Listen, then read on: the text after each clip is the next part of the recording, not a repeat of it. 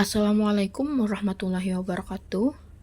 Selamat pagi anak-anak, semoga kalian semua sehat walafiat. Nah, hari ini kita telah memasuki materi menyusun cerita pendek.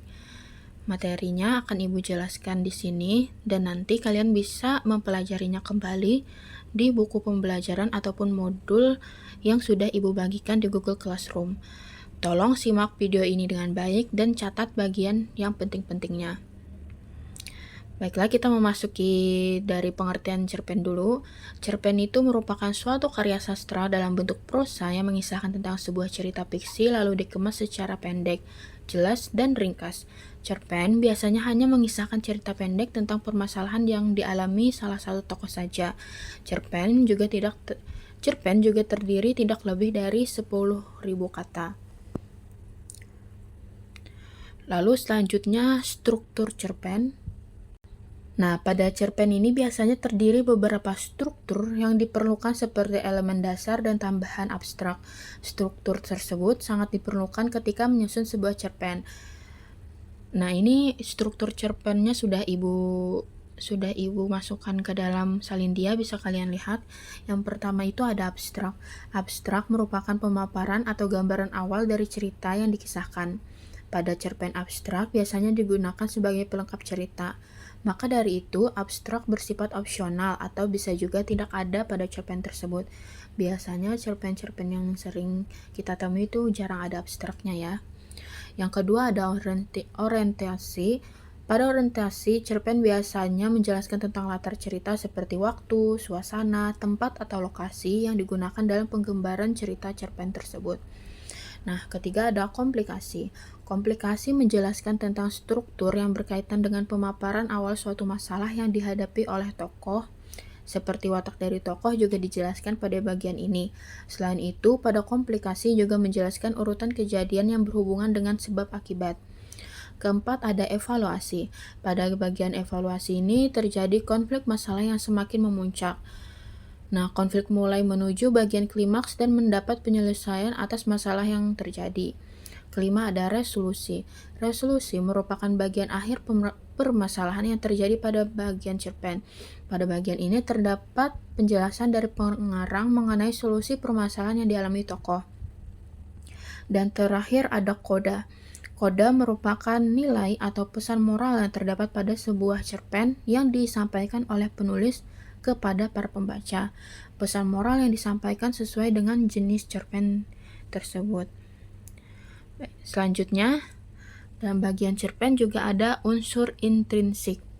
Nah, sebuah cerpen atau cerita pendek memiliki suatu unsur pembentuk yang harus ada di dalam cerpen itu sendiri. Unsur ini dinamakan dengan unsur intrinsik. Unsur intrinsik akan membangun kisah cerita yang ingin disampaikan oleh penulis. Nah, berikut beberapa unsur intrinsik tersebut.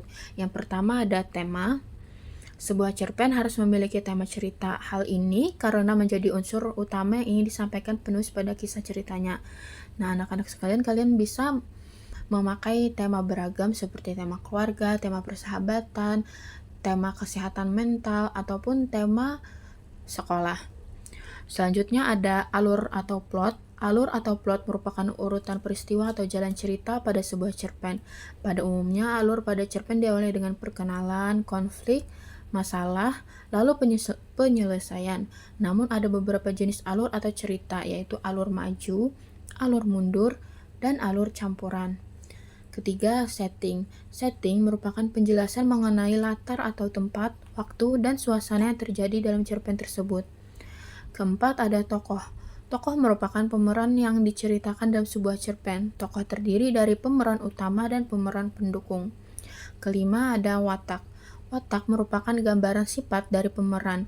Watak terdiri dari 3 jenis, yaitu protagonis, antagonis, dan netral. 6. Sudut pandang atau point of view. Sudut pandang merupakan cara pandang pengarang saat menceritakan kisah pada sebuah cerpen.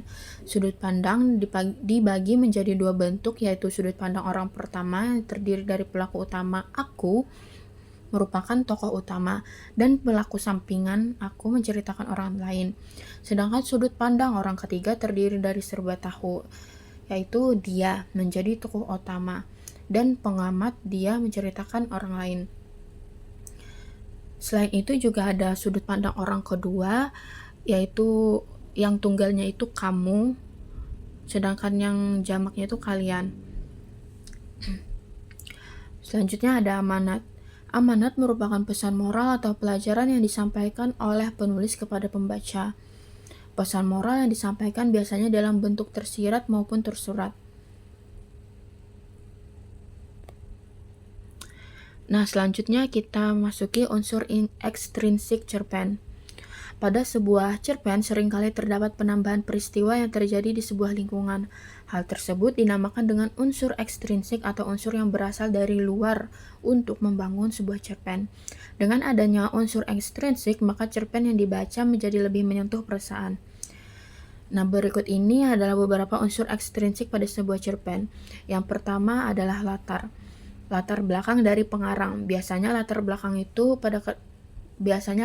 pada kisah cerpen berasal dari pengalaman pribadi pengarangnya. Namun, tak jarang jika pengarang mengambil cerita dari kisah orang lain. Yang kedua ada latar belakang masyarakat. Latar belakang dari masyarakat ini akan membantu berlangsungnya jalan cerita. Biasanya juga mempengaruhi isi ceritanya juga. Lalu terdapat biografi yang memaparkan biodata, riwayat hidup, dan pengalaman secara menyeluruh dan lengkap dari pengarangnya.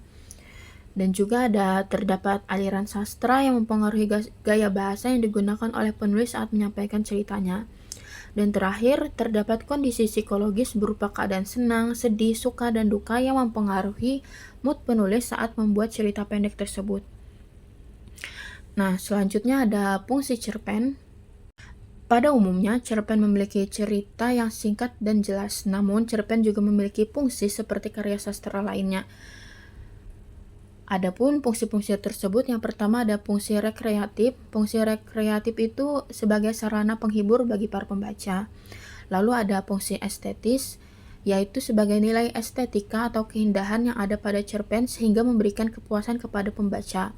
Selanjutnya ada fungsi deduktif, yaitu sebagai pemberi pelajaran atau pendidikan yang akan bermanfaat bagi para pembaca.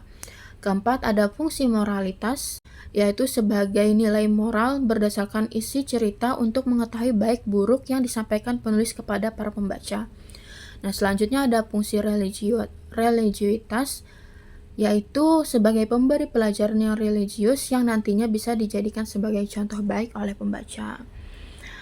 Nah, baik, itu tadi materi yang Ibu jabarkan. Selanjutnya, Ibu akan memberi tugas pertama untuk kalian. Selanjutnya, Ibu akan memberi tugas pertama untuk kalian. Buatlah satu cerpen di Google Dokumen dengan memperhatikan struktur, kaidah kebahasaan, unsur intrinsik dan ekstrinsik dari cerpen yang kalian buat. Temanya bebas, boleh tema keluarga, persahabatan, sekolah, dan lain sebagainya, dengan jumlah kata maksimal 1000 kata. Setelah selesai, kumpulkan dalam Google Drive yang tautannya akan saya bagikan di Google Classroom. Selamat mengerjakan.